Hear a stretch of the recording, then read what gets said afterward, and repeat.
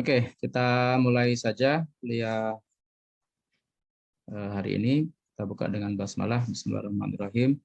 Assalamualaikum warahmatullahi wabarakatuh.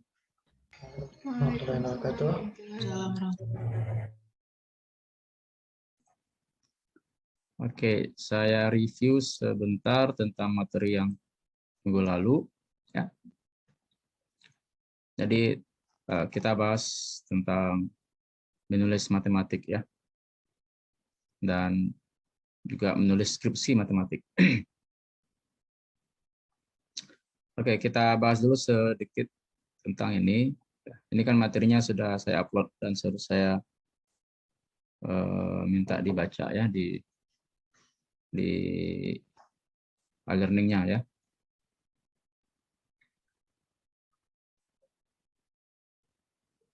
Oke, ya tapi saya tidak akan bahas secara detail di sini karena Anda sudah baca, saya asumsikan. Oke, ini filosofi mengapa kita harus menulis ya matematik. Secara khusus mengapa harus menulis skripsi matematik ya. Ya, ini pengantar filosofinya saja. Beberapa karya tulis matematik yang pernah ada sebelumnya. Kemudian mengapa kita harus menulis gitu ya? Ya, tujuannya ya untuk ini ya, untuk mengkomunikasikan sesuatu kepada seseorang ya, atau sekelompok orang.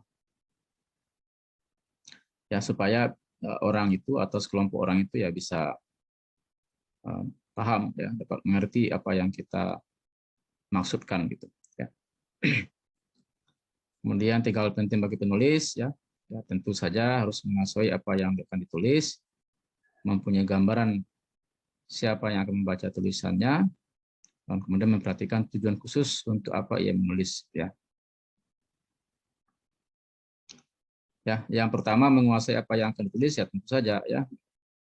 Itu harus ada ya. Karena kalau tidak menguasai ya apa yang mau ditulis? Ya tentu sudah ada bekal ilmu, bekal wawasan yang ada di kepalanya ya, yang mau disampaikan, dan itu akan bisa mengalir begitu saja kalau kita semakin banyak membaca ya. Semakin banyak membaca maka semakin banyak yang akan kita bisa tuangkan dalam tulisan kita. Kemudian juga mempunyai gambaran siapa yang akan membaca ya. Nah, kalau skripsi matematik yang akan membacanya ya seputar atau sekitar mahasiswa sarjana lah gitu ya. Mahasiswa S1 matematik. Ya mungkin ada dosen juga yang membaca gitu ya. Ya intinya seputar matematikawan lah gitu ya, yang bergerak di matematik. Meskipun sebetulnya juga bisa pihak-pihak lain yang tertarik ya untuk membaca tulisan kita, deskripsi itu ya mungkin bisa juga akan membaca skripsi kita itu ya. Tapi yang pasti core-nya itu ya tentu orang yang bergelut dengan matematik. Kemudian tujuan khusus untuk apa ia menulis ya. Jadi skripsi itu untuk apa ditulis? Nah, itu harus jelas ya. Proposal PKM misalnya, untuk apa ditulis? Itu juga harus jelas. Jadi untuk apa dia menulis gitu ya, tujuan khususnya apa, ya harus perhatikan betul ya bagi seorang penulis. Oke, untuk ini silakan aja dibaca ya, legibilitas. Jadi kemudian tulisan untuk dikenal gitu ya, secara visual pembaca. Kemudian keterbacaannya dipahami pembaca, efektivitasnya ya, gimana supaya tujuannya itu tercapai gitu ya. Yang juga diperhatikan adalah pemilihan kata-kata, penulisan kalimat, dan penyusunan paragraf. Oke, ini silakan dibaca aja ya. Apa itu karya tulis matematik? Tujuan khususnya apa? Ya kalau dari segi apanya? Dari segi filosofinya ya kita ingin pembaca menghargai keindahan matematik dan memahami pentingnya matematik yang telah kita kaji atau teliti. Kemudian lebih jauh kita menulis untuk melestarikan gagasan dan atau temuan kita. Ya.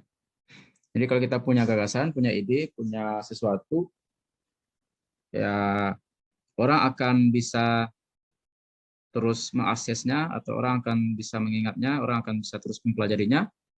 Ya kalau kita tuliskan ya dalam bentuk tulisan, karena dia akan abadi. Ya, ya Anda bisa lihat yang tadi kan, contoh misalnya ini ya, ini kan karya tulis yang dibuat ya oleh peneliti atau ilmuwan sebelumnya ya, jauh sebelum Masehi ini kan, tapi karyanya masih abadi sampai sekarang. Ya. Kemudian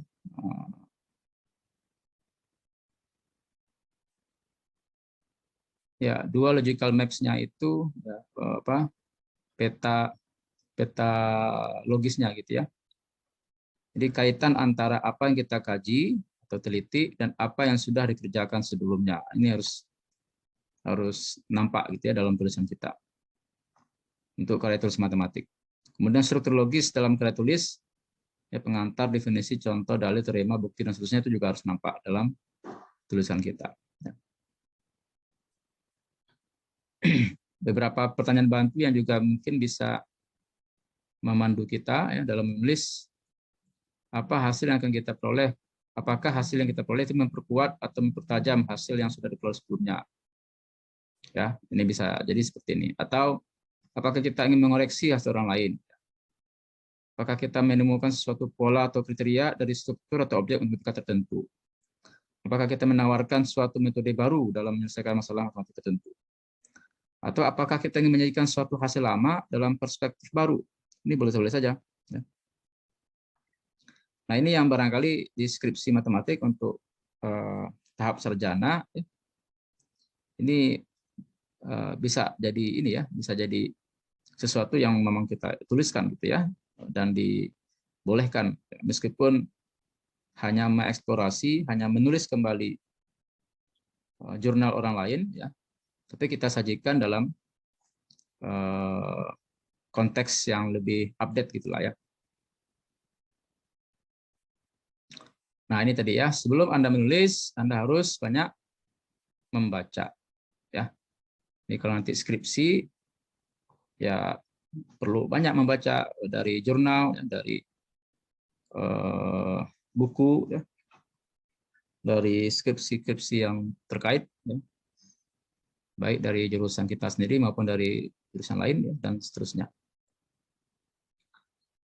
Oke, bentuk karya tulis matematik bisa dalam bentuk artikel, bisa dalam bentuk paper, monograf, ya, disertasi. Nah, ini yang di lingkungan pendidikan ya, disertasi, tesis, skripsi, buku. Ya.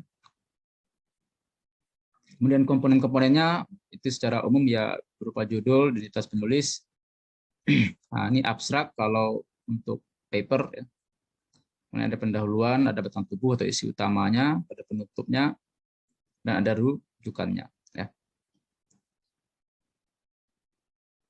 Ya, saya pikir itu saja yang untuk sebentar ini sepertinya juga mau saya jelaskan ya. Bila Anda sudah melakukan kajian dan merasa sudah punya cukup bahan untuk dituliskan, mulailah dengan membuat kerangka atau outline, terutama pendahuluan dan bagian batang tubuh. Ya, ketika mulai menulis, siapkan semua rujukan di dekat Anda. Nah, ya. Kemudian judul dan abstrak dapat menyusul belakangan. Ya, jadi judul itu kan mencirikan keseluruhan cerita kita gitu ya di tulisan. Abstrak ya menggambarkan secara singkat apa yang kita kerjakan di penelitian yang kita tuangkan dalam paper kita itu ya. Itu bisa di belakang. Bila sudah selesai, baca ulang dan sempurnakan ya. Bila Anda pertama kali menulis, mintalah teman membaca dan mengomentari karya tulis Anda ya. Kemudian gunakan bahasa Indonesia yang baku atau formal. Nah, ini nih ya, nanti kita bahas juga nih beberapa kesalahan-kesalahan yang sering ditemukan dalam menulis skripsi matematik terkait dengan penggunaan tata bahasa. Bila ada padanannya dalam bahasa Indonesia, hindari penulisan istilah dalam bahasa asing. Ya. Jadi kalau memang sudah ada istilah bakunya dalam bahasa Indonesia, ya tuliskan dalam bahasa Indonesia, gitu ya. Kecuali kalau memang itu sesuatu yang mungkin kurang populer, ya silakan ini ya. Untuk istilah yang belum memiliki padanannya dalam bahasa Indonesia, boleh dituliskan dalam bahasa asing, namun dicetak mirip. Kalau memang tidak ada bahasa Indonesia, silakan dicetak mirip saja istilahnya itu.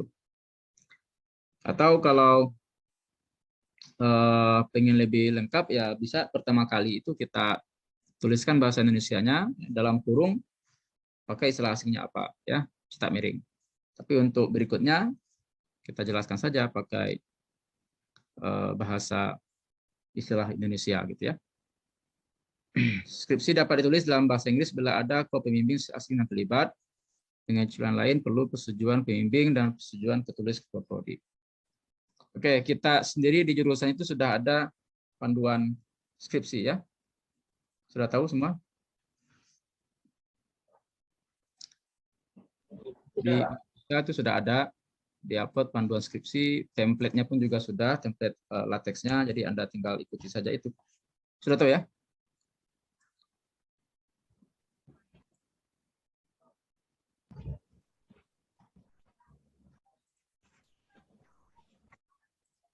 Nih, di sini ya.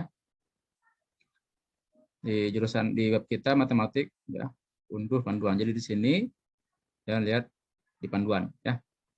Nah, ini template-nya ini ya, silakan nanti disesuaikan aja dipakai template lateksnya. Kemudian pedomannya ini. Ya. Nah, mohon untuk diikuti sesuai dengan pedoman ini. Oke. Ada pertanyaan dulu sampai di sini?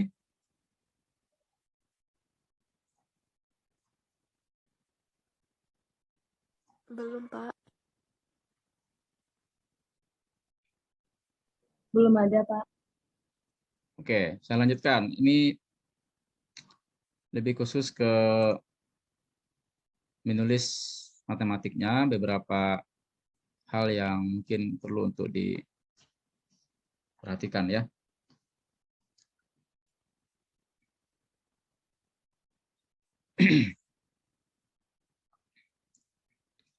Ya, pertama ya menulis matematik itu memang butuh latihan ya. Butuh latihan karena dia tidak sama dengan menulis lepas gitu ya. Menulis novel, menulis cerpen atau apapun ya. Ya matematik cukup terstruktur lah gitu ya. Bahasa dan penyajiannya itu. Ya. Dan ini membuat kita terlatih untuk menjadi orang yang konsisten ya, menjadi orang yang terstruktur dalam berpikir, dalam menulis ya, dalam menuangkan idenya, juga melatih kita untuk menjadi orang yang rapi ya. Karena menulis matematika itu butuh kerapian ya, butuh penyajian tampilan yang bersih gitu ya.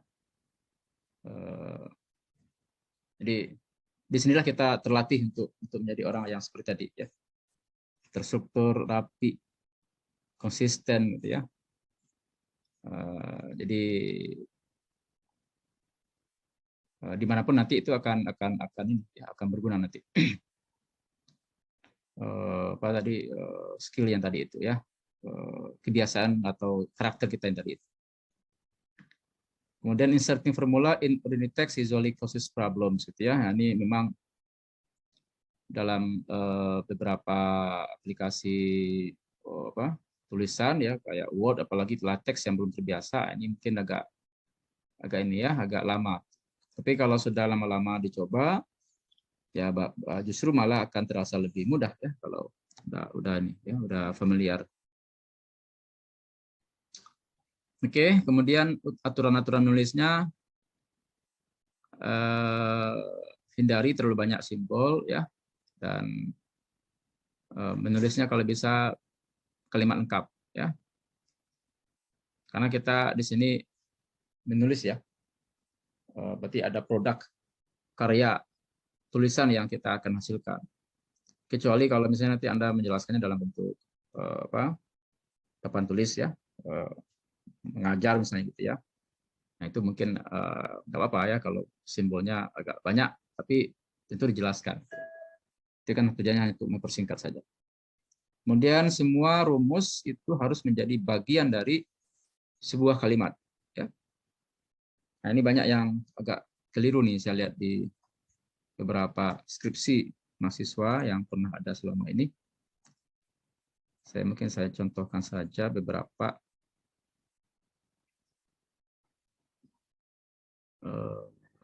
sebentar.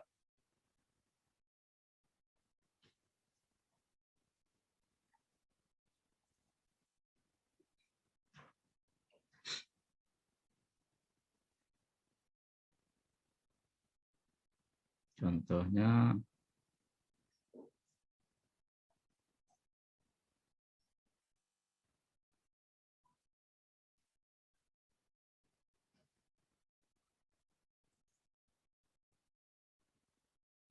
ya misalkan inilah. Ini kelihatan nggak nih contoh skripsi?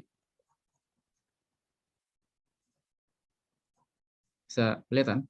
Kelihatan, Pak. Ya. Oke, misalkan kita menulis yang ada formula di dalamnya. Ya.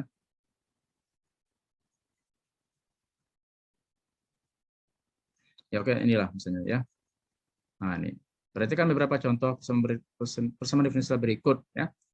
Ini kan berarti kan dalam bentuk listing ya, dalam bentuk daftar. Ya pertama ini, besok ini gitu kan. Kan selesai itu. Nah maka ini tentu ada jeda nih, ada koma, ya, terus ini titik lagi gitu kan, karena ini di akhir kalimat. Ya. Kemudian misalnya, inilah misalnya ya, definisi diberikan suatu fungsi. Saya mungkin agak besarkan dikit.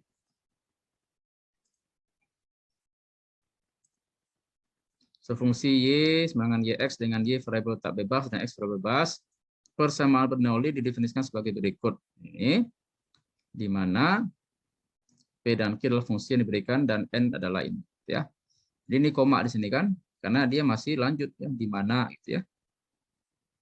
Kemudian nah, misalnya jika fungsi v bla bla bla adalah solusi persamaan diferensial linear ini. Nah, ini di akhir kalimat ya, berarti dia titik lagi. Jadi persis seperti kita menulis kalimat biasa ya, tata baku penulisannya gimana. Dengan adanya formula, dengan adanya rumus, dengan adanya persamaan itu sama saja ya. Ini sepertinya jika fungsi ini adalah itu kan, ini kan sesuatu yang masih melekat nih kan dalam kalimat. Ya. Jadi ini tidak ada tanda baca gitu ya. Ya langsung saja nih kita sambung. Nah, itu yang saya lihat masih banyak ya. Misalnya gini, sehingga diperoleh ini gitu kan. Nah, ini titik nih ya, selesai gitu. Nah, banyak saya lihat ini enggak ada titik gitu ya, dibiarkan saja. Bisa ini huruf besar. Ya. Kemudian dengan menggunakan aturan rantai, ini kan kalimat yang baru. Nah, jadi ini kan satu kalimatnya kan bagi kedua ruas persamaan ini sehingga diperoleh ini kan itu kan satu kalimat. Makanya kemudian ini titik gitu. Paham ya? Nah, tapi kalau ini kemudian dengan menggunakan aturan rantai, aturan pertama dari ini terhadap X adalah ini, atau dapat usulan menjadi ini. Nah, ini kan masih nyambung nih, adalah ini atau, gitu kan? Jadi ini nggak ada tanda titik, nggak ada juga tanda koma ya, karena dia masih lanjut. Ya, atau dapat usulan menjadi ini titik. Ya, jadi hal-hal seperti itu perlu juga diperhatikan ya dalam menulis matematik. Bisa dipahami semua atau ada pertanyaan?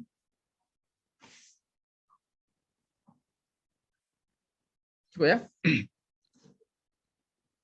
Kemudian never start a sentence with a formula. Jangan mulai satu kalimat itu dengan sebuah rumus gitu ya. Jadi mulailah dengan kata-kata dulu ya. Kita perkenalkan dulu lah kalau memang ada mau diperkenalkan gitu kan. Jangan sampai ada formula di depannya. if a formula ends a sentence, ya, as a sentence, add a dot after the formula. Jika sebuah rumus itu mengakhiri sebuah kalimat, ya tambahkan titik gitu ya setelah rumus yang seperti yang tadi ya. Dan definisi harus dijelaskan di awal ya, sebelum di awal ketika itu diperkenalkan ya. Oke ya, jadi yang lain silakan saja ya, dibaca ini.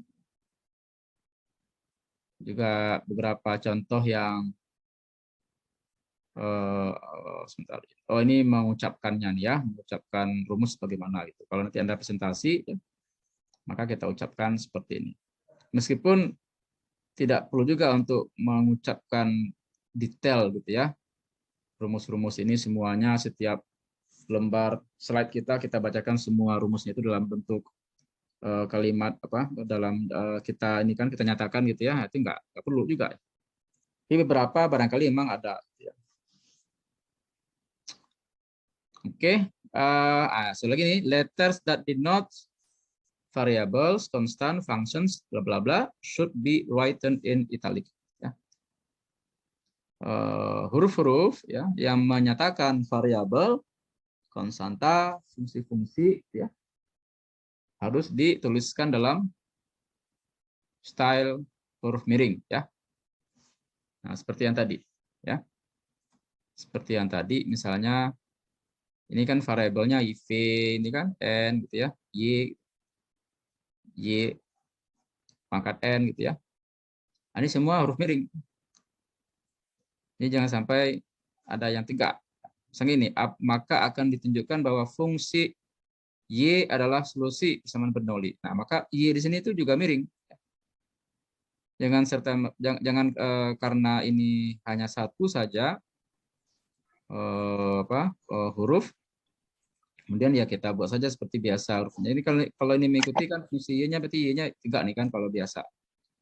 Tapi kalau kita berikan di latex itu tanda dolar, ya di antaranya itu akan otomatis dalam bentuk miring nanti stylenya. Nah, ini yang tadi saya katakan, ini akan melatih Anda untuk konsisten gitu ya. Kalau variabelnya dalam bentuk huruf miring Y, ya nanti apapun nanti dalam Y-nya juga harus miring juga ya. Karena kalau sudah tegak itu agak beda kan. Ini Y tegak, ini Y miring ya. Tentu akan secara logisnya akan berbeda kan maknanya, maksudnya. Tapi kalau kita tuliskan sama persis ya, ini miring, ini juga miring, maka itu berarti menunjukkan barang yang sama. Gitu ya. Ya, jadi nah, ini saya kan Bernoulli dengan N sama dengan 2. Ini kadang-kadang ada juga yang buat tanpa pakai tanda dolar ya. Jadi dibuat saja di keyboardnya itu N, kemudian ketik sama dengan ketik 2. Nah, N-nya pasti tegak itu nanti kalau kayak gitu ya. Kemudian sama dengan 2-nya kan akan agak dekat gitu kan. Nah, tapi kalau dibuat pakai tanda dolar, ini akan otomatis mencirikan sebuah ekspresi matematik gitu ya. Oke, seterusnya ya ini silakan dibaca saja. Nah, ini hindari simbol I ya kalau misalnya indeks sigma kita itu ya misalnya juga memuat bilangan kompleks ya, karena dia akan berantem gitu ya. Ini I-nya I mana? I yang indeksnya atau I yang bilangan kompleksnya gitu ya. Jadi kalau untuk yang seperti itu sebaiknya indeks untuk sigma itu nanti ya pakai huruf lain ya, misalnya J atau K misalnya. Oke, apalagi ini yang perlu. Ini saya asumsikan sudah baca semua ya. Nah, ya sudah gini. Words in index shall be written in style ya.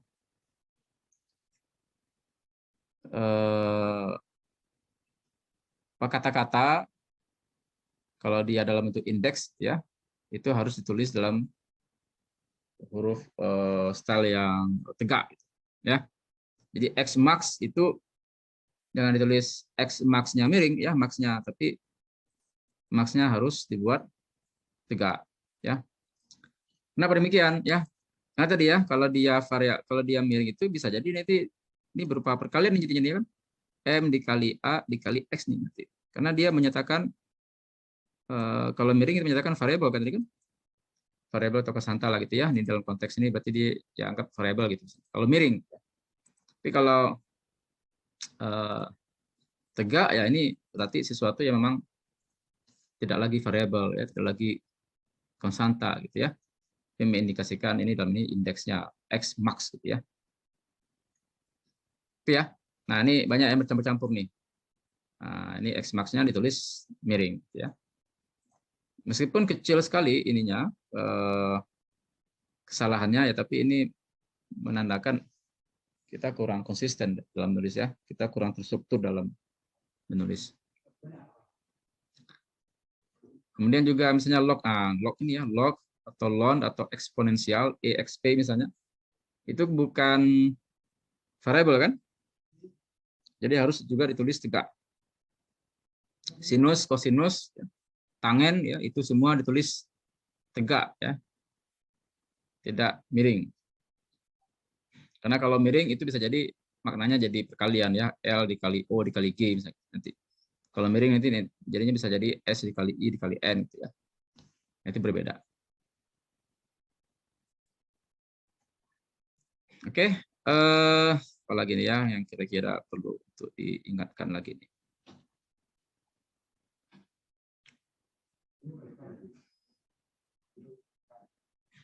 Ya, ini juga perlu juga untuk diperhatikan ya. Jadi kalau misalnya dia dalam satu kalimat ya, jadi bukan dalam terpisah ya, yang ditulis tengah-tengah itu bukan kayak gitu, tapi dia dalam kalimat ya, bagusnya kita tuliskan seperti ini.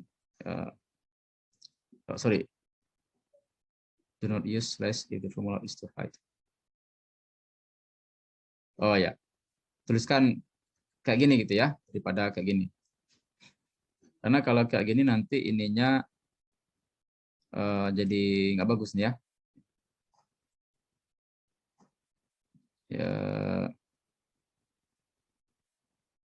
tapi lebih baik ini kalau misalnya begini ya bagusnya kita buat saja dalam ini ya, dalam baris baru, kemudian dia single ya, single elon formula gitu ya di tengah-tengah.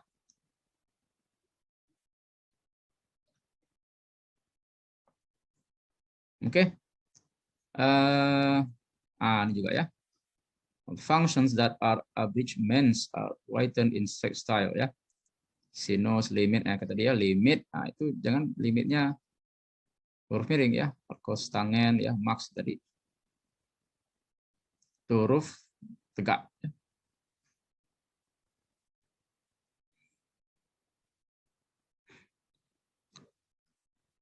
Oke, yang lain silakan Anda baca saja karena ini sifatnya lebih ke teknisnya. Ya, termasuk juga ini ya, menemukan di mana letak salahnya ya, silakan Anda. Ini kan jadi tugas ya. Nah, silakan diperbaiki. Atau ada pertanyaan dulu sebelum ini? Kita lanjutkan. Ini ya, saya hanya mereview saja yang kemarin itu yang belum sempat dibahas secara langsung. Ada pertanyaan?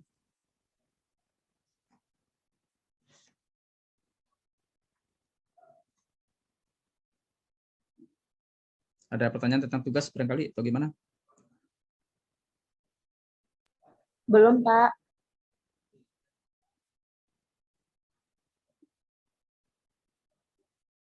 Oke, kalau nggak ada, kita lanjutkan ke materi yang sekarang ini, yaitu tentang presentasi hasil penelitian matematik. Ya.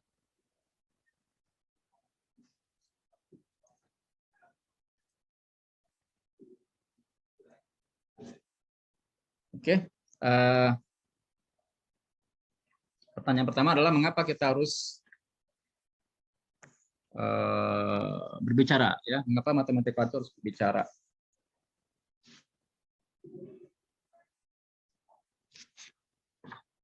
Ya, alasannya ya sama, kenapa kita harus menulis gitu ya. seperti yang tadi disampaikan, mengapa kita harus nulis matematik? Ya, sama juga mengapa kita harus berbicara matematik. Ya, jadi kita ingin berbagi pada orang lain tentang hasil-hasil baru yang kita gagas, gitu ya. Kemudian kita ingin memunculkan atau memicu, men-trigger ya diskusi-diskusi baru, gitu ya, pencerahan-pencerahan baru, ya, kolaborasi-kolaborasi baru ya dalam kita berbicara itu, presentasi, gitu ya. Kemudian juga kita ingin buat orang tahu, gitu ya, apa yang kita kerjakan, gitu ya, mengapa kita mengerjakan itu, ya, dan apa pentingnya, apa menariknya, ya. Jadi kita perlu untuk mengkomunikasikan pada orang lain ya tentang pekerjaan kita tadi ya. Oke, ini silakan di ini aja, ini perspektif ya dari pendengar dan perspektif dari presenter ya. Silakan dia jadi baca. Ya, secara singkat ya intinya kita ingin membantu audiens, gitu ya, supaya tahu dengan apa yang kita tahu tentang apa yang kita bicarakan, gitu ya. Jadi gimana kita bisa orang lain tahu? Ya, kita bisa gunakan ini. Ya.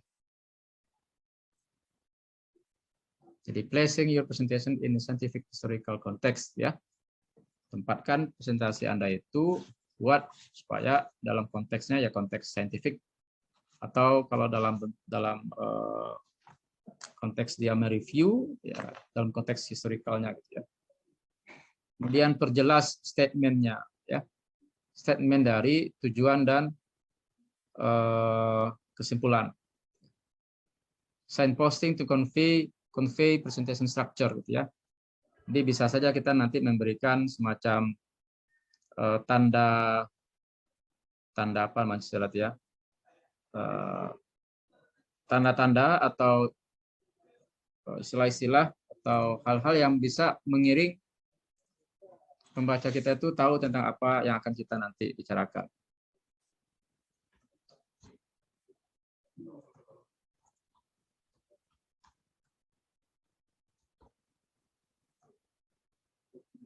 Ya, penunjuk arah lah, gitu ya intinya.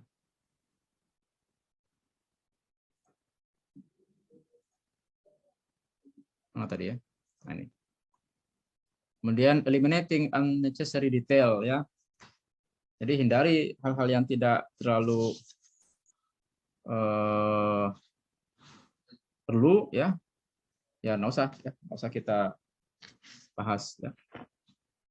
Ini dalam konteks kita presentasi tadi kan, presentasi itu sesuatu yang memang lebih sifatnya itu menjelaskan hal-hal kasar saja, gitu ya, hal-hal umum saja ke orang. Adapun detailnya nanti ya bisa nanti dibaca lebih lanjut ya, atau diskusi lebih lanjut. Kemudian carrying your audience ya, review definitions and symbology, give illustrative examples of dense statements, talk the audience through paragraphs, etc. Ya, kita harus membawa audiens itu ke dalam kendaraan kita, ya, tanda kutip. Ya, kendaraan kita itu ya kita di sana ada definisi, ya, review definisi, ada simbologi, ya, kemudian contoh-contoh, ya, dan seterusnya. Nah, kapan kita harus berbicara? Kapan mata-mata itu harus berbicara? Ya, kalau ada cerita kan, ya, kalau nggak ada cerita ya nggak tahu kita bicara apa kan. Nah, ceritanya itu bagaimana? Ya, ceritanya itu bisa dalam bentuk literatur review, ya, dalam bentuk announcement, pengumuman hasil baru, ya, atau dalam bentuk memperkenalkan diri kita saja, gitu ya, siapa kita, apa area riset kita, gitu ya, metode apa yang kita gunakan dan seterusnya. Nah, sama juga cerita di apa ya cerita-cerita biasa gitu ya, kita mau bercerita, itu di matematik juga ada tiga hal ini ya, ada settingnya, ada plotnya, dan ada karakternya ya. Setiap cerita kan kita akan punya tiga ini kan, ada settingnya, ada plotnya, dan ada karakternya. Jadi kalau setting itu kalau dicerita cerpen ya atau novel itu kan ya di mana tempatnya gitu kan, kapan waktunya kan gitu ya. Nah, kalau di matematik ya settingnya itu ya berupa isi dari konteksnya itu ya, isi dari saintifiknya itu atau historicalnya itu. Kemudian plotnya itu ya kita dalam bentuk problem statement ya, plotnya. Pernyataan masalahnya dan apa kesimpulannya, itu yang penting plotnya. Dan karakternya itu ya kita ada variabel yang diceritakan, kita ada persamaan yang kita ceritakan, ada objek matematik lainnya gitulah ya, misalkan grup, ruang fungsi ya, dan seterusnya. Ya, jadi sama juga kayak cerita ya, cerita gimana supaya orang bisa paham, mengerti, terbawa dengan cerita kita ya, juga matematika juga begitu. Kita juga bawa cerita matematik itu ke pendengar. Oke, itu pendahuluan mengapa ya, dan ya inilah alasan ya mengapa kita harus presentasi secara filosofisnya. Kemudian hal-hal yang perlu kita lakukan dan yang kita hindari. Ya, pertama tentu capturing the audience attention. Ya. Kita tangkap ya perhatian dari audiens kita itu. Jadi jangan sampai kita bercerita tetapi audiensnya itu nggak memperhatikan kita, gitu ya, nggak engage dengan kita, nggak terikat dengan kita. Oke, kalau di Zoom ini mah nggak susah nih. Coba, jadi saya ingin semua buka kameranya nih, on cam ya. Tolong on cam semua.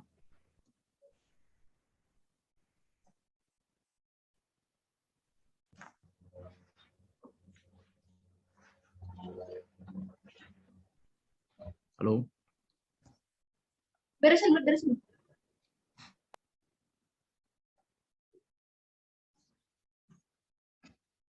Nah, itulah makanya kita perlunya offline sebetulnya.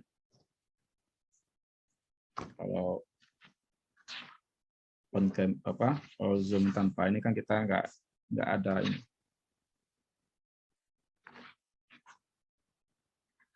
Nggak terasa gitu ya keterikatannya.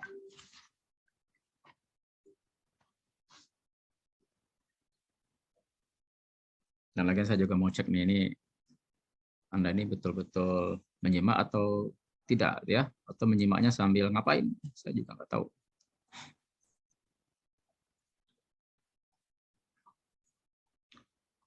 Ini Citra Nauli dan Fatia nih satu kos atau gimana nih? Iya Pak, lagi di kelas Satya Pak.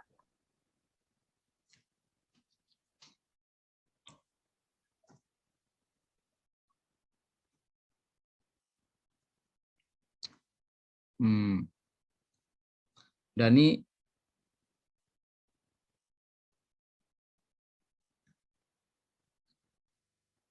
Iya, Pak. Ya, lagi di mana nih? Lagi di kos, Pak. Kos.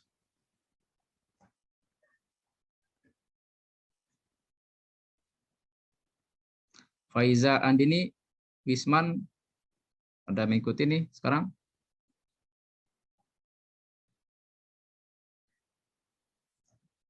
Berapa orang semuanya?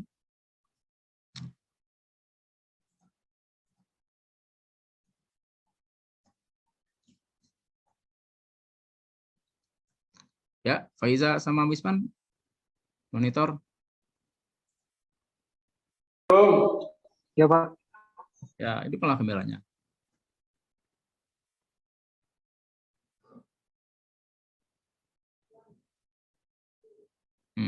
Ya, tinggal Faiza lagi. Mana Faiza? Sebentar Pak. Ini kalau kuliah ini ya siapkan semua ya, bajunya, tempatnya, ya. Jangan sambil-sambilan ya. Ini semester depan itu kemungkinan besar sudah offline semua nih ya. Jadi siap-siap saja.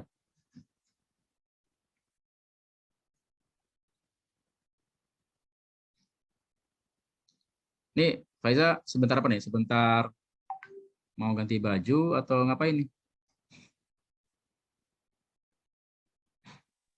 Udah, Pak. Ya, nah, Udah. oke ya. Ini saya screenshot ya, biar bukti hadirnya. Yang lainnya nggak tahu nih. Nanti lapor saja nanti kalau misalnya ini nggak ada di screenshot. Oke, saya lanjutkan ya. Jadi ya tadi kan kita membahas tentang ini, bagaimana menangkap atensi dari audiens kita, gitu ya. Bentar, mana tadi ya? Oh ya ini. Ini masih kelihatan ya share screen-nya? Masih, Pak. Ya, jadi kita butuh semacam kail gitu lah ya, untuk menangkap perhatian dari audiens kita, pendengar kita, atau yang orang melihat kita, itu ya, serta sejak awal ya, sejak awal. Tell them about the important problem you will be discussing ya, ceritakan pada mereka masalah penting yang mau kita diskusikan. Place your presentation in scientific or historical context that is meaningful for your listeners by providing concise introduction to the background of the problem. Ya, ditempatkan ya, buat bagaimana supaya presentasi kita itu dalam konteks ilmiah, ya, akademis, itu bermakna ya, punya arti lah gitu ya, bisa apa ya, ada sesuatu yang ini ya, yang masuk lah gitu ya dalam pikirannya itu, dalam pikiran pendengar kita itu ya, dengan apa? Dengan cara kita memberikan pendahuluan yang cukup ya, ringkas tapi padat gitu ya, terhadap latar belakang atau background dari masalah kita ya. Nah, ini ya, communicate with audience. Berkomunikasi dengan audiens ya, lihat audiens itu, ya, lihat pendengar itu. Ya, kalau di Zoom ya susah sih sebenarnya ya. Nah, tapi kita bisa inilah, bisa lihat. Ini matikan lagi nih kameranya. Ya udahlah.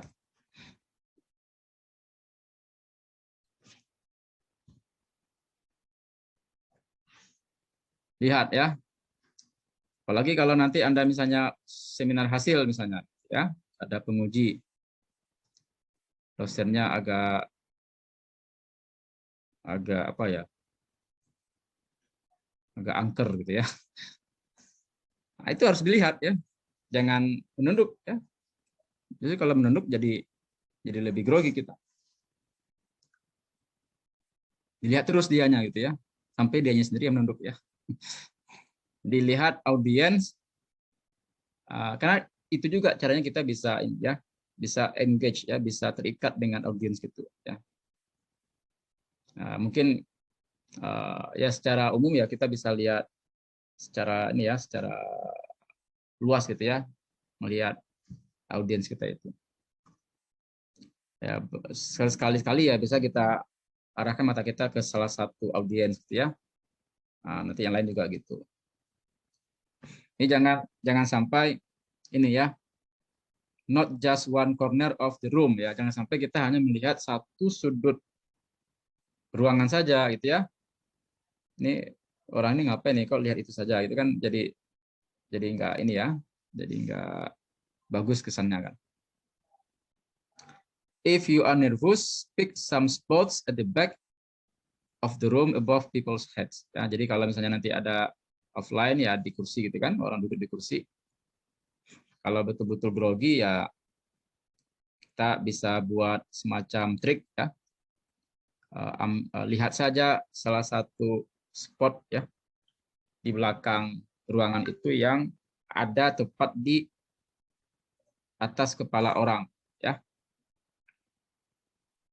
Seakan-akan kita melihat orang itu ya, tapi sebetulnya kita tidak melihatnya gitu ya, kita melihat tepat di atas kepalanya. Artinya kita tetap seakan-akan ini ya, memperhatikan audiens ya. Kalau memang ini ya agak takut juga kita melihat orang itu misalnya gitu ya. Ya ini salah satu trik aja. Tapi jangan sampai ini ya, not just one corner of the room ya. Nggak ada orang gitu ya di sana. Kita lihat itu ya, itu yang bagus. Kemudian tunjukkan kita itu entusias ya, semangat ya, pede gitu ya. Dengan cara ya vary the tone of your voice ya. Sesuaikan atau variasikan nada bicara kita itu gitu ya. Kadang-kadang lemah, kadang-kadang tegas, kadang-kadang kuat gitu ya. Nah, itu harus bisa kita bawa seperti itu. Kemudian gunakan humor. Silakan Anda membuat humor gitu ya, tapi yang sesuai saja ya dengan Anda ya. Dan nggak usah dipaksa ya. Kalau emang selera humornya nggak terlalu ini ya jangan juga membuat humor yang berlebihan juga itu ya. Nanti jadi salah sangka juga orang ya. Salah tangkap ya. Padahal kita ingin maksudnya itu membuat suasana jadi cair ya, ternyata kan kita bukan orang yang suka humor sebelumnya. Ya, jadinya ini. Ya ini aja lah. Biasa saja ya, santai saja ya. Tampilkan saja kita apa adanya. Kalau kita memang nggak bisa humor ya nggak usah pakai humor ya. Tapi yang penting kita tetap ini ya, tetap menunjukkan mimik wajah yang semangat gitu ya. Kemudian juga santai ya, sering senyum. Jadi kalau kita santai itu kan terlihat dari mimik wajah yang ini ya, yang senyum ya, yang jadi nggak tegang lah gitu. Nah beberapa penguji itu ini ya, memberikan penilaian yang positif ya kalau kita menunjukkan mimik wajah yang senyum ya, tidak tegang, tidak ini ya. Nah itu juga menunjukkan kita relax lah gitu ya dalam presentasi. How to speak ya, speak slowly and clearly ya. Bicaralah secara slow dan jelas gitu ya. Bukan lambat ya, tapi inilah ya cukuplah gitu ya, tidak terlalu cepat juga sehingga tidak jelas ya.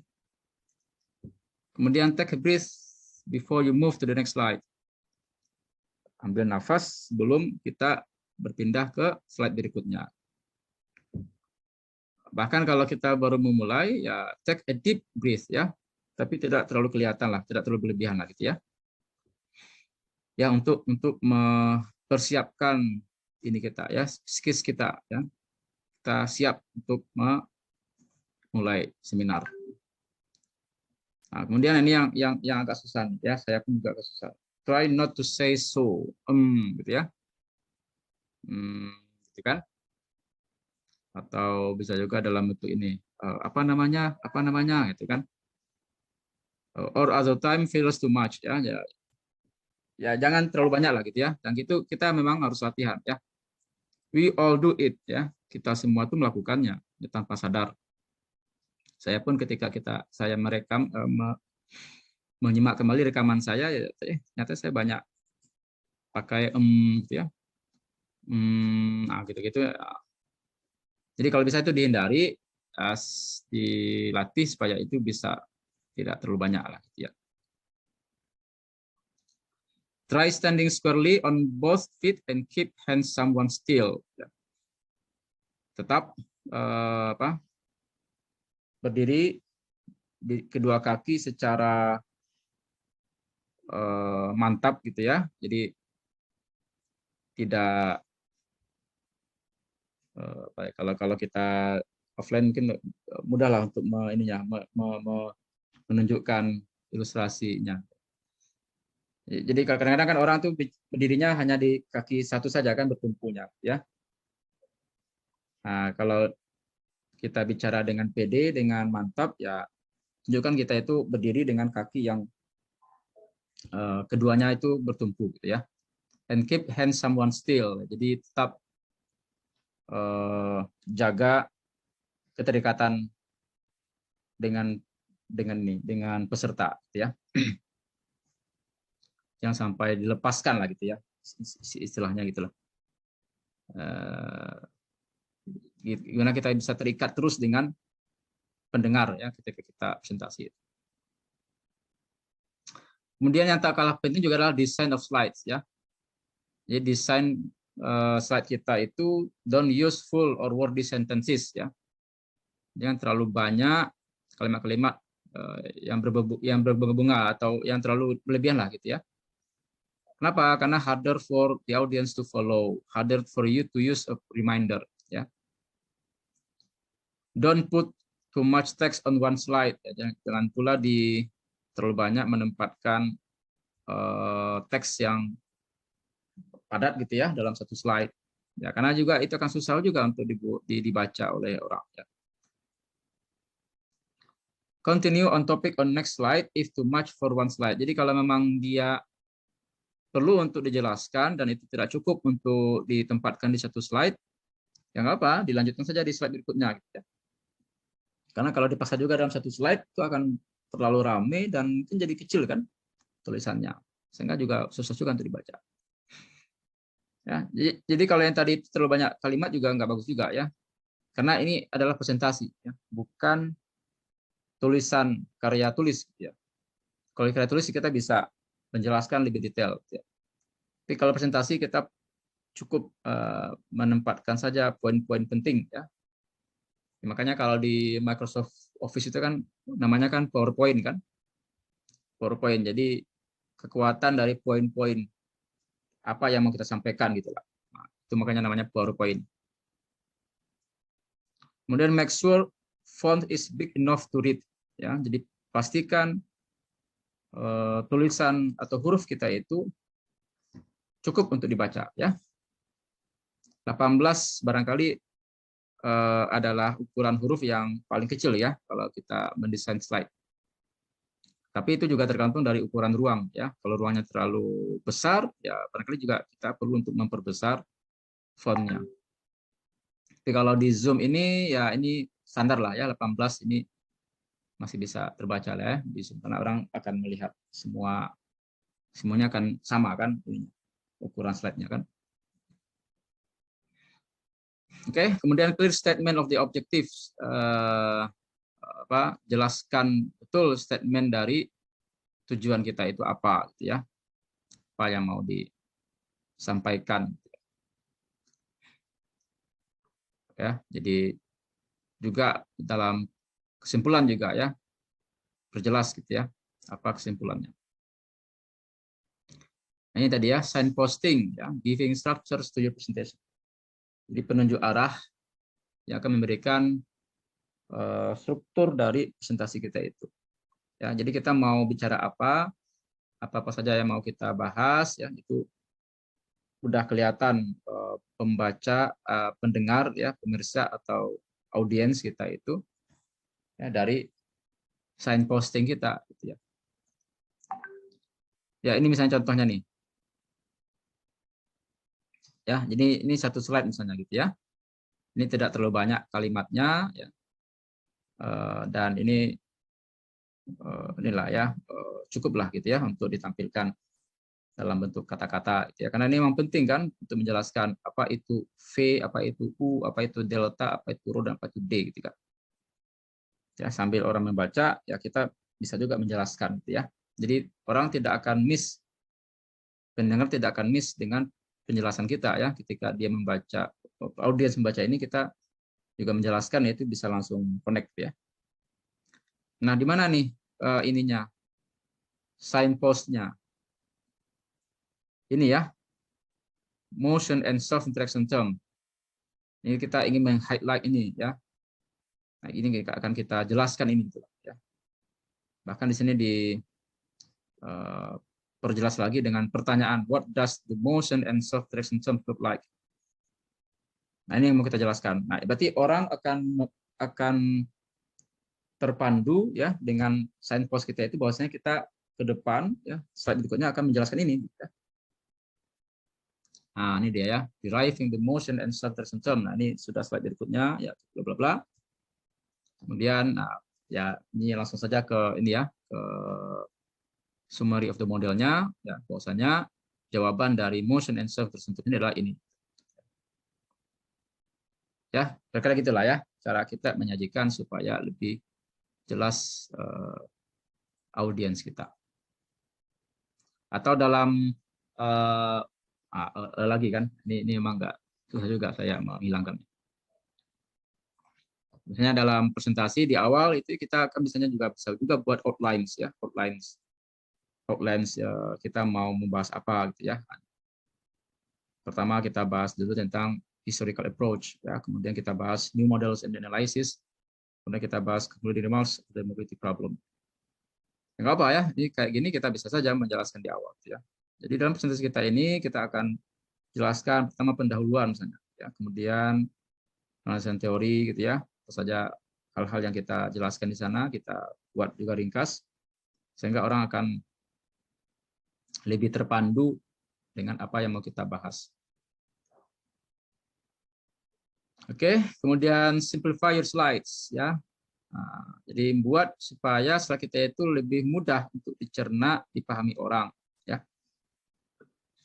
Yang kayak gini misalnya gitu ya, A sama dengan ini ya, ini yang tahu kan kita saja nih. Dan lagi pula ini bahasanya bahasa program yang tidak semua orang tahu kan. Ya kalau dalam presentasi ya, kalau kita ingin membuat orang tahu ya kita tuliskan saja seperti apa adanya ya. Kita tuliskan A adalah matriks 10 kali 16 misalnya ya. Dengan entry-entry-nya adalah bilangan acak misalnya ya. Oke ya, eliminating unnecessary detail ya. Kalau tidak ada hal-hal yang terlalu penting ya nggak usah ditampilkan ya. Kemudian bukti. Nah, matematik itu tentu kadang-kadang kita perlu ya untuk menjelaskan tentang bukti. Bahkan barangkali kerjaan kita di matematik yang mau kita presentasikan itu adalah tentang teorema yang di situ isinya ya bukti gitu kan. Nah, jadi gimana kalau tentang bukti ini nanti terlalu detail, orang juga tidak akan bisa mengikuti ya bukti kita itu. Bukti yang kita pahami saja oleh kita berbulan-bulan, nggak mungkin kita bisa menjelaskan secara detail langsung dalam 1/4 jam gitu kan ke orang ya, susah juga. Ya, jadi yang penting di sini adalah kita ingin bagaimana supaya pembaca, pendengar atau audiens itu melihat di mana letak the beauty of theorem kita ya, apa kecantikan dari teorema kita itu dan buktinya bagaimana gitu ya. Di mana letak briliannya ide gagasan kita dalam bukti itu yang penting sebetulnya. Ya, kalau detailnya itu bisa saja nanti kita minta pembaca atau pendengar atau audiens itu untuk membaca lebih lanjut ya, paper kita kah atau skripsi kita kah ya. Ya, jadi bukan berarti kita tidak memasukkan bukti gitu ya, kan. Ya. Tapi kita perlu untuk menjelaskannya sehingga tidak terlalu detail tapi juga tidak terlalu gambang gitu ya. Cukuplah ya. Dan caranya bisa saja kayak gini ya, outlining the steps of the proof ya. Jadi kita outline juga ya, kita buat juga daftar-daftar langkah-langkah kita bukti itu seperti apa gitu. Kita lakukan ya. Pertama apa, yang kedua apa, yang ketiga apa ya. Nah, nanti masing-masing kita jelaskan lebih ringkas gitu ya, ringkas tentang bukti kita itu. Nah, kalau gitu kan orang bisa melihat ya. Oh, seperti ini langkah-langkah pembuktiannya gitu ya. Oh, di sini letak idenya yang brilian itu gitu ya. Letak cantiknya bukti kita itu di sini gitu. Nah, tanpa harus orang paham betul ya 100% tentang bukti kita ya. Karena itu juga akan susah juga untuk membuat orang seperti itu. Ya, apalagi audiens yang betul-betul belum pernah membaca paper kita kan, belum pernah membaca skripsi kita gitu ya, maka dia akan fokus untuk memahaminya dari slide kita saja. Ya, sepanjang orang itu bisa paham secara umum saja itu sudah cukup. Ya, detailnya nanti silakan dibaca lebih lanjut di paper atau deskripsi. Oke, ini contohnya nih ya. Misalkan kita membahas tentang teorema ini gitu ya. Jadi kita nyatakan teorema K is an even perfect number if and only if it has the form bla bla bla dan bla bla bla itu adalah bilangan prima. Bukti gitu ya. Langsung kita bukti. Nah, kalau kayak gini orang mungkin akan kehilangan nih ya. Kehilangan penjelasan yang kita jelaskan berikutnya. Ya, kenapa? Karena mungkin saja tidak semua orang tahu ya. Bilangan apa nih? Perfect number, bilangan sempurna lah gitu ya. Apa sih itu bilangan sempurna? Tahu nggak? Di sini semua tahu nggak? Apa itu perfect number? Ada yang tahu apa itu perfect number?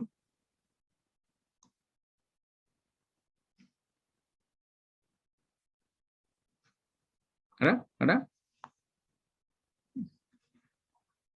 Nah, kalau kita bahas tentang perfect number, teoremanya sementara orang nggak tahu itu apa perfect number, ya itu orang akan banyak kehilangan maksud kita apa gitu ya. Nah, jadi kalau yang seperti ini sebaiknya kita perkenalkan dulu apa itu bilangan sempurna itu, ya. Apa itu perfect number. Ya, kita ajak pembaca, ya mungkin pembaca pendengar audiens itu pernah dulu membaca tentang perfect number gitu ya, tapi lupa misalnya gitu ya, bisa saja kan. Kita tidak perlu juga untuk mengingat semuanya kan apa yang kita baca. Ya kita recall lagi ya ingatan dari audiens kita itu, atau kalau bagi yang betul-betul nggak tahu ya kita bisa tahu dia di sini gitu ya. A positive integer n is called a perfect number if it is equal to the sum of all its positive divisors, excluding n itself. Bilangan bulat positif n ya dikatakan bilangan sempurna, perfect ya, number, apabila bilangan itu sama dengan apa? Jumlah atau total dari seluruh pembagi positif bilangan itu kecuali apa? N itu sendiri ya, kecuali bilangan itu sendiri kan kalau faktornya kan n itu ya n juga kan salah satunya kan. Nah, ya ini barangkali juga kalau cukup di sini saja barangkali ini juga belum membawa pendengar kita paham ya apa itu perfect number. Nah, lebih bagus kalau ditambahkan dengan contoh ya. Contoh misalnya ya, the first two perfect numbers are 6 and 28. Nah, kenapa 6 bilangan sempurna? Karena pembagi bilangan 6 ya, faktor-faktornya kan 1, 2, 3, 6 kan sebetulnya. Tapi 6 nggak masuk ya. Nah, jadi jumlahnya itu ya 1, 2, 3, jumlahnya berapa? 6 ya. Persis sama dengan 6. Nah, itu namanya perfect number, 6 ya. Apalagi yang lain 28 misalnya. 1, 2, 4, 7, 14, 28 kan, sebagian 28 nggak masuk ya. Jadi kalau kita jumlahkan 1 tambah 2 tambah 4 tambah 7 tambah 14 ya itu 28 ya. Nah, itu perfect number. Nah, di sana kan orang sudah mulai tahu ya, mulai paham apa itu perfect number. Nah, baru kita nyatakan teorema yang tadi ya. Bahwasanya bilangan perfect number itu dapat dibentuk dalam ekspresi ini ya, 2 pangkat n kurang 1 dikali 2 pangkat n kurang 1. Ya, di mana 2 pangkat n kurang 1 adalah bilangan prima. Kalau bilangan prima, saya pikir semua orang sudah tahu lah ya. Karena itu sudah diajarkan sejak SD kan. We can check that the statement of the theorem holds for the first two perfect numbers. Jadi, sebelum kita lanjut ke bukti, kita coba dulu giring kepahaman audiens terhadap teorema kita itu, ya. Apa maksudnya nih teoremanya? Nah, ini contohnya misalnya 6, ya, itu kan bisa dibentuk dalam perkalian 2 kali 3. 2 kali 3 itu kan 2 pangkat 1 dikali 2 pangkat 2 kurang 1. Atau dalam O lagi kan. Atau dalam bentuk yang di teorema itu, ya berarti N-nya kan 2 itu, ya. Jadi kalau N-nya 2, berarti kan 2 pangkat 1 di sini dikali 2 pangkat 2 kurang 1, kan gitu ya. Kemudian 2 pangkat N kurang 1-nya, 2 pangkat 2 kurang 1 itu 3-nya adalah bilangan prima. Kemudian misalnya 28 yang tadi lagi, ya, 28 itu bisa kita tuliskan bentuk 4 kali 7. 4 kali 7 berarti 2 pangkat 2 dikali 2 pangkat 3 kurang 1. Jadi di sini N-nya 3. Nah, baru orang sudah paham. Oh, ini. Oh, ternyata teorema ini berlakunya umum, ya. Jadi kalau K itu adalah bilangan sempurna yang genap, ya, maka berlaku if and only if.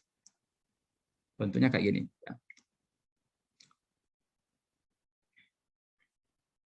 Oke, ya. Nah, baru lanjut ke bukti. Nah, silakanlah bawa audiensnya dengan pembuktian kita itu.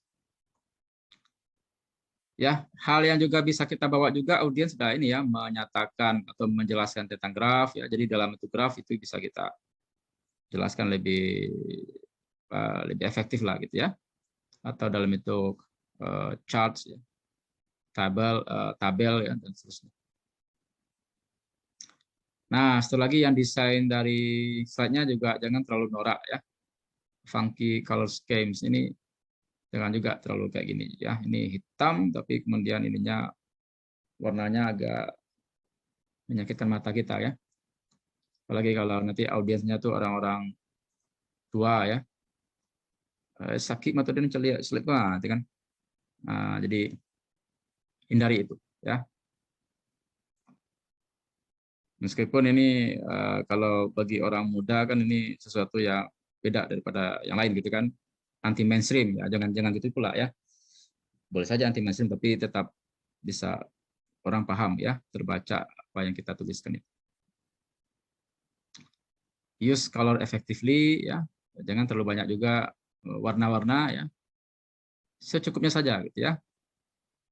Dan itu warnanya juga yang jelas, ya, jangan juga warna yang tidak jelas. Kalau latarnya putih, ya berarti jangan sampai hindarilah warna kuning lah, ya.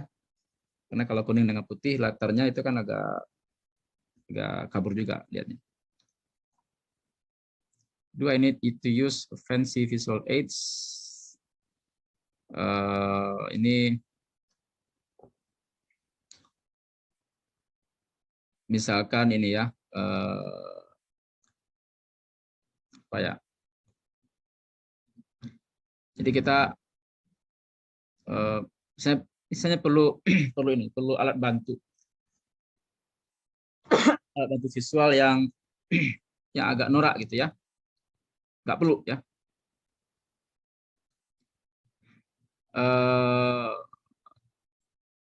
Apa ya agak norak misalnya, ya, contohnya, ya. Ini pakai ini lah, pakai animasi, ya, kalau di presentasi, ya. Tapi kalau dalam video ini ya nggak apa juga. Jadi kalau presentasi pakai animasi yang bergerak, ada kucing misalnya nongol gitu di dalam slide kita gitu, ya. Ngapain gitu, ya, atau terlalu rame gitu, ya, jangan juga. Karena kita presentasi ilmiah gitu, ya, presentasi akademik, ya, presentasi formal akademik. Ya. Kecuali kalau di YouTube nanti kan juga saya juga nanti akan itu, ya, nilai metode penelitiannya juga ada tuh, ya, ada presentasi juga kan. Nah, nanti dalam bentuk video nggak apa, ya, kalau video ada animasi membuat orang lebih tertarik menyimaknya, ya, itu nggak masalah. Can or should I read my slides? Nah, tentu tidak, ya. Jadi jangan hanya baca slide saja.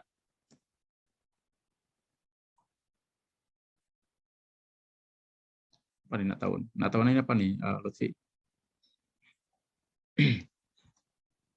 Ya, jadi hindari kalau bisa jangan hanya membaca slide, ya. Karena Anda presentasi bukan baca slide, ya. Kebanyakan juga di presentasi seminar itu ya mahasiswa ini baca slide saja.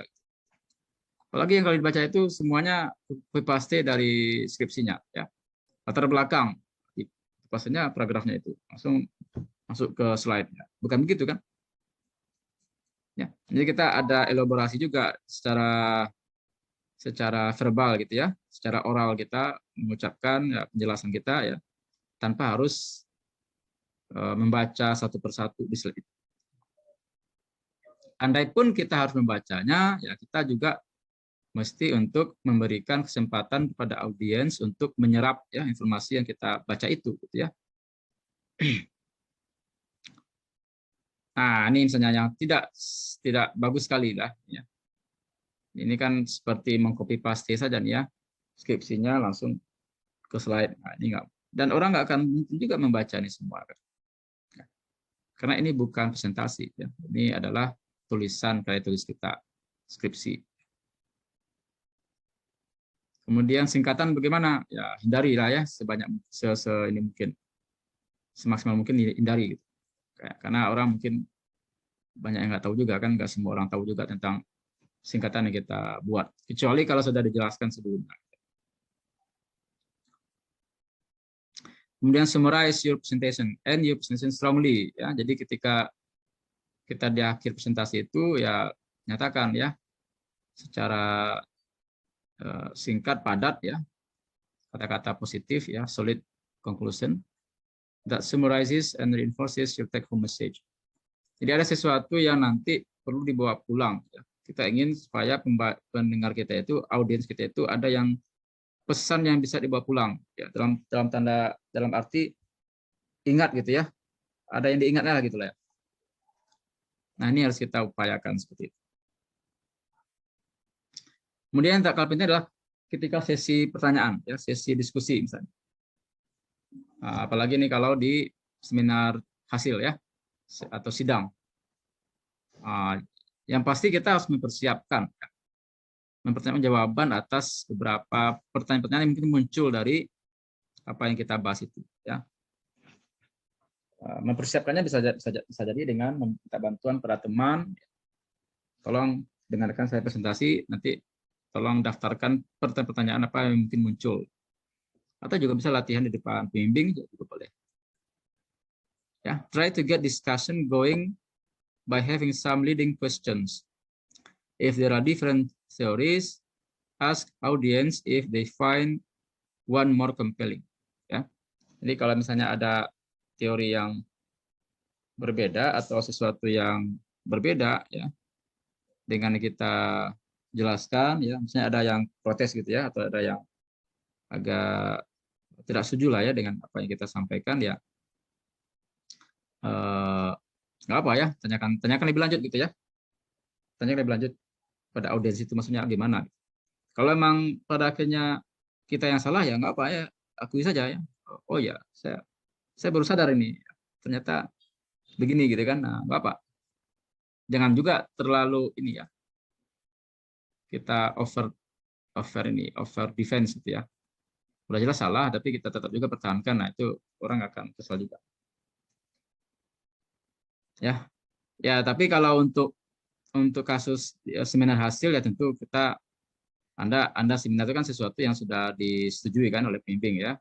Itu sesuatu yang sudah dinilai keabsahannya gitu lah ya.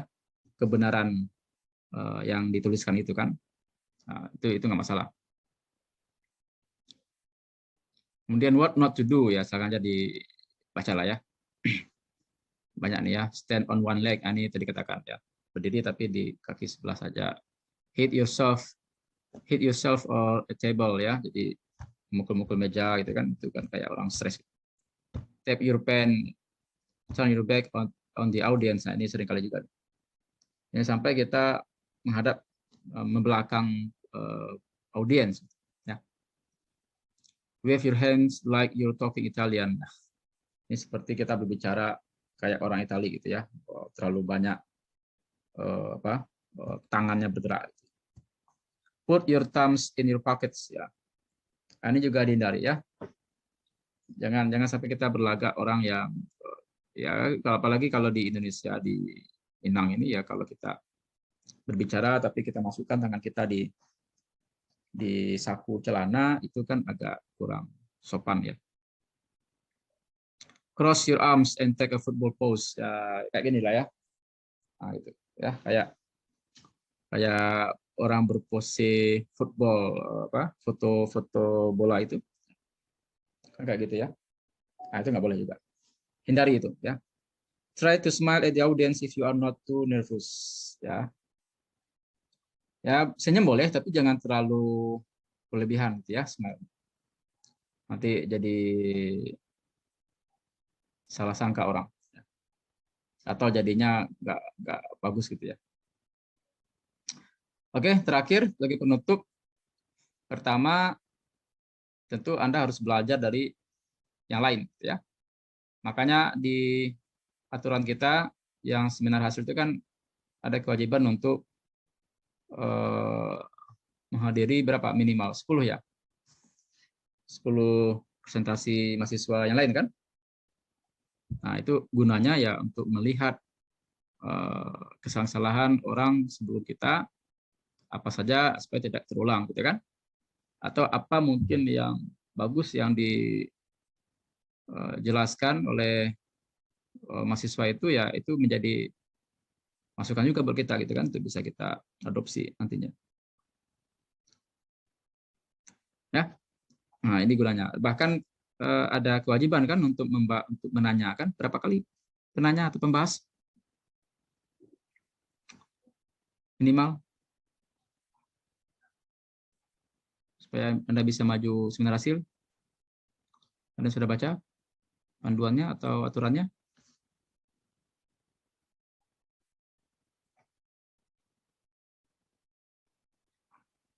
Halo? Berapa kali? Tahu? Ada yang tahu enggak? Sebagai pembahas.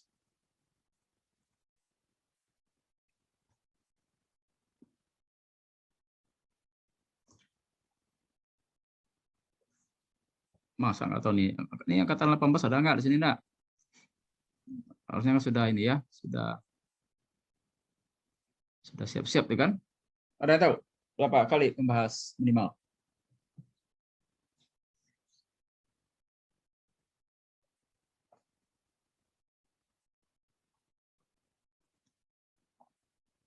Jadi ada yang mau bicara tadi saya lihat. Mau di mikrofonnya sudah mau dihidupkan tadi. Ada? Gimana nih? Siapa nih yang angkatan 18 di sini? Wisman. Tahu Wisman? Si ini mana tadi? Si Lutfi tadi mana Lutfi? Kok hilang? Enggak, saya Lutfi. Hardian, Lutfi Hardian. Apa?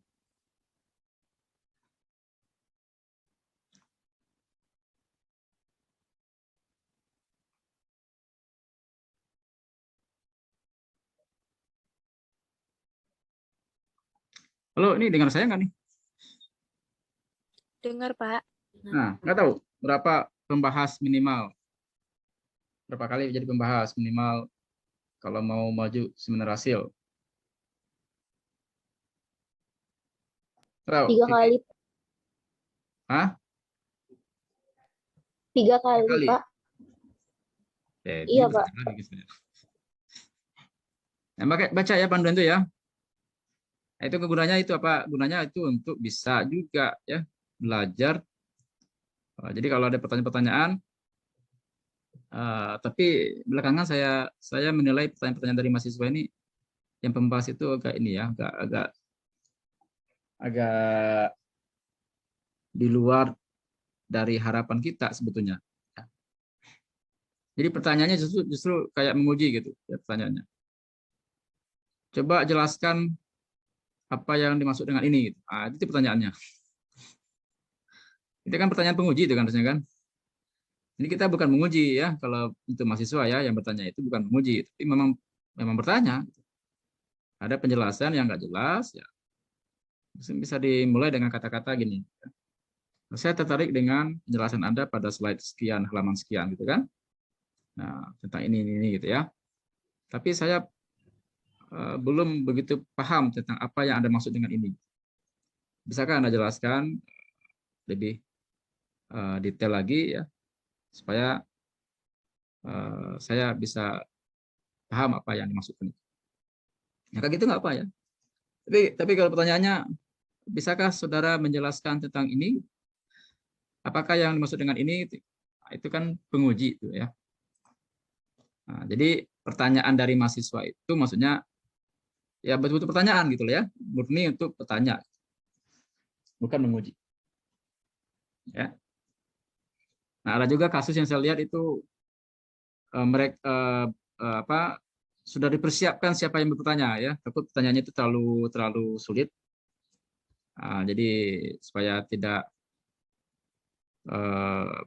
memojokkan presenternya, ya diminta yang kamu bertanyanya ini saja ya gitu ya. Atau malah melarang, kamu jangan bertanya ya, yang tanya hanya ini saja gitu, sudah disetting gitu dari awal. Nah, kayak gitu juga kita sayang sekali ya kalau kayak gitu ya. Ini aja by natural saja ya. Siapa yang bertanya ya silakan bertanya. Dan jangan khawatir, karena yang paling menguasai, yang paling paham tentang topik tugas akhir Anda itu ya Anda gitu kan. Anda yang selama ini kerjakan gitu kan, bahas, tuliskan gitu kan paling paham kan Anda, bahkan pembimbing pun yang paling paham Anda gitu. Jadi kalau ada yang bertanya, ya pasti Anda kalau memang betul-betul sudah menguasai ya pasti akan bisa menjawab. Nah, kalau emang itu di luar konteksnya ya nggak apa, langsung aja disampaikan, oh saya belum tahu itu ya. Itu belum pernah saya baca atau belum pernah saya pelajari. Makasih gitu kan. Sampaikan seperti itu. Ya. Nah, itu kalau dalam konteks ini ya. Pertanyaan dari audiens yang memang ingin tahu. Tapi kalau konteksnya itu penguji yang memang menguji ya itu udah lagi ya. Nah, itu kalau itu memang menilai sampai sejauh mana Anda paham gitu ya. Sampai sejauh mana ini kerjaan memang kerjaan Anda betul gitu ya. Nah, itu kan itu yang mau digali oleh penguji ya. Tapi kalau penguji pun kalau emang nggak tahu jawabannya ya jangan dipaksa juga, seakan-akan tahu gitu ya. Bilang saja nggak tahu. Dan kita katakan nanti kita akan coba pelajari lagi. Ya, tapi jangan semuanya nggak tahu juga gitu ya. Kalau nggak tahu semuanya ya nanti akan nggak lulus nanti. Apa yang ditanyakan nggak tahu. Ya pastilah sesuatu yang ditanyakan itu pasti ada yang diketahui ya jawabannya karena Anda yang mengerjakan. Ya, kemudian saran kedua, developing the story of your research ya. Jadi talk to your peers, your supervisors, the professors about the context of your research. Jadi kita perlu untuk berdiskusi ya dengan teman sejawat, dengan supervisor, ya, dengan pembimbing, ya, dengan profesor-profesor. Makanya ketika misalkan ada seminar, ada webinar, itu ya Anda harus ikuti itu ya. Perlu ikuti itu ya. Bahkan kalau bisa memang ada diskusi dengan pembicara ya. Kalau di Zoom ya berarti kan kita hanya bisa diskusi lewat Zoom ya. Tapi kalau nanti sudah offline, ya nggak apa ya, nanti di sela-sela waktu makan siang, break gitu kan, ya kita bisa dekati pembicara itu, langsung itu untuk kita bicara. Ya. Itu cara kita untuk bisa ingin menggali lebih dalam ya diri kita ini gitu ya. Bahkan kalau mau buat network ya, jaringan ya kita perlu untuk berkomunikasi dengan orang-orang penting itu ya. Create one-page summaries of papers you read, abstracting the essence of the paper and writing a few lines about how the research relates to your own research. Jadi kalau misalnya kita membaca jurnal, paper gitu ya, mungkin bisa dibuat satu halaman ringkasan tentang paper yang kita baca itu. Kemudian kita buat apa esensinya, ya. Kita tuliskan beberapa hal, ya. Bagaimana paper itu berkaitan dengan riset kita, gitu. Ya. Nah, inilah caranya supaya kita bisa lebih luas ya wawasan kita nanti dalam menceritakan tentang riset kita. Jadi riset kita pasti juga ada kaitan dengan riset-riset lain kan. Nah, orang juga mungkin akan ingin melihat keterkaitan itu gitu ya, karena semua orang kan kalau misalnya di dalam satu forum ilmiah dia juga mungkin mengerjakan riset yang lain gitu kan, yang tidak sama dengan kita tapi berkaitan gitu. Nah, jadi orang itu mungkin belum nampak apa jembatannya, apa koneksinya. Ya, dari sana kita mungkin bisa menjelaskan ya.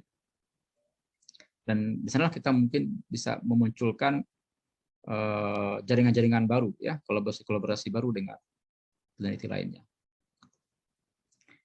Kemudian saran ketiga, start early and practice gitu ya. Mulai segera, kemudian latihan. Ya. Apa ya? Jadi semua kita ini sedang belajar nih kan. Ya, tentu tidak akan langsung seperti profesional gitu ya.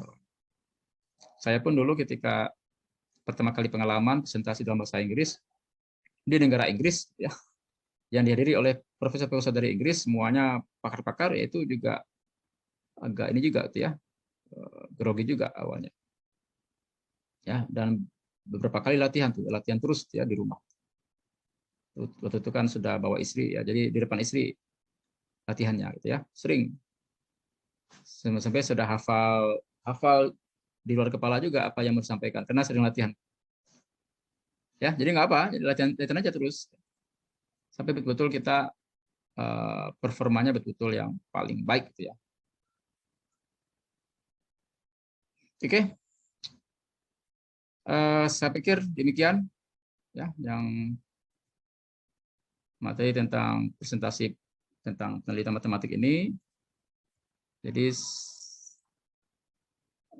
ini perlu saya sampaikan karena penilaian nanti di mata kuliah ini itu juga ada ini ya tentang presentasi ya bobotnya. Oke, saya review lagi nih ya yang pernah dibahas di awal dulu.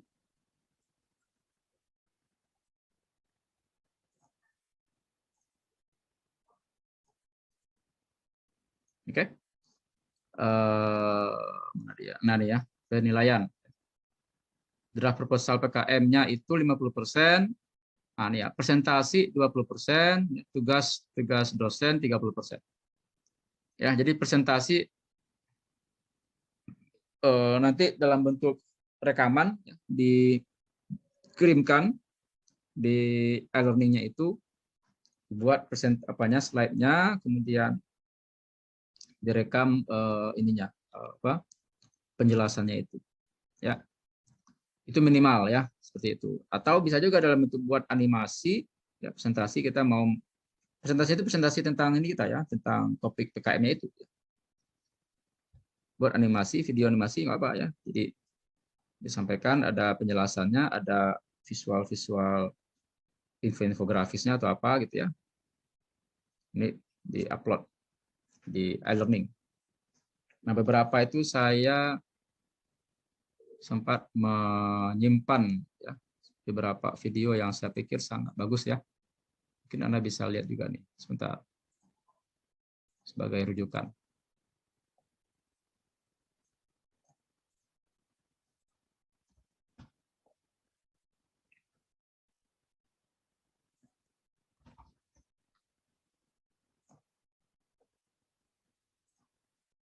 Oke, saya coba buka.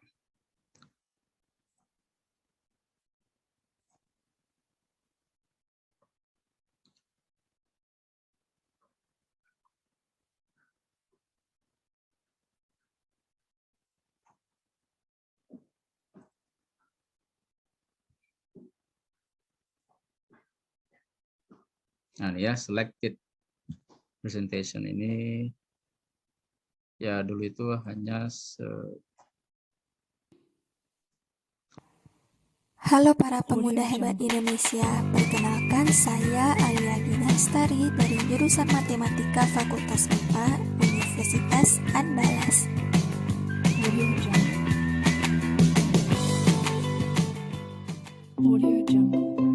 Tren hijab adalah salah satu tren fashion yang sedang marak saat ini di Indonesia. Dalam beberapa tahun terakhir, perkembangan tren hijab di Indonesia mengalami peningkatan.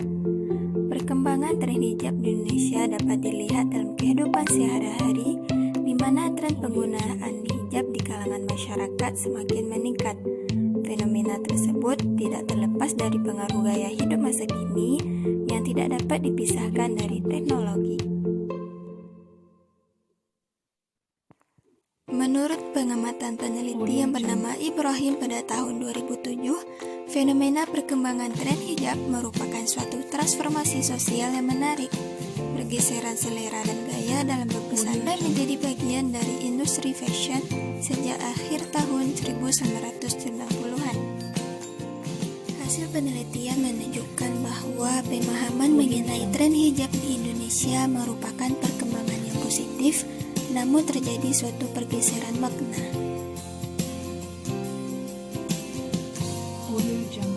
Pemakaian hijab yang dulu hanya sebatas sebagai identitas agama bagi muslimah, sekarang telah melebur menjadi sebuah gaya hidup bagi masyarakat muslimah modern. Tren hijab yang telah memasuki kepopulerannya, di mana perkembangan salah satunya didukung oleh maraknya teknologi berupa blog yang membahas mengenai tren hijab. Berdasarkan fenomena yang telah peneliti paparkan, bahwa blog mulai dimanfaatkan untuk media komunikasi yang baik dalam perkembangan modal tren hijab di Indonesia agar perubahan sosial tidak semakin memburuk.